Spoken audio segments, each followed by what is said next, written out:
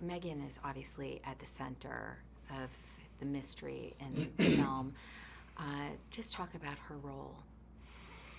Well, Megan, I liked the idea that, well, Megan wanted to draw upon very lonely women, and I think that Megan certainly is no exception. She's somebody who's isolated herself from society and somebody who bears this secret that she's been suffering with for 10 years.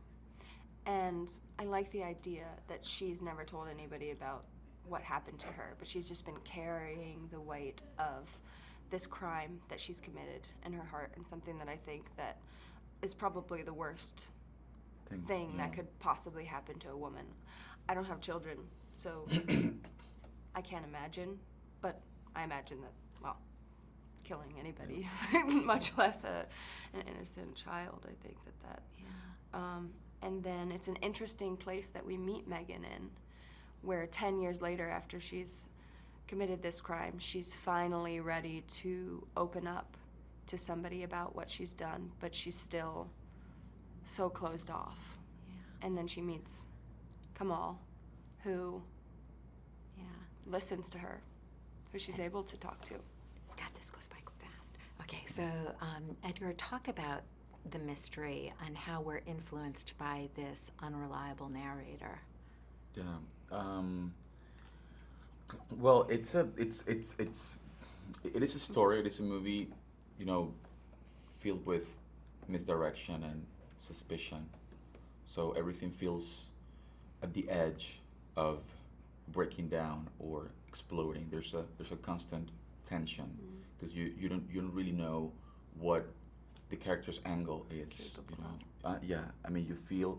There's a moment in the movie, and actually when I read the script, there was a moment where I felt completely vulnerable and lost because I couldn't figure out what I feel the menace and the threat coming from all angles, and I think that the story is very compelling in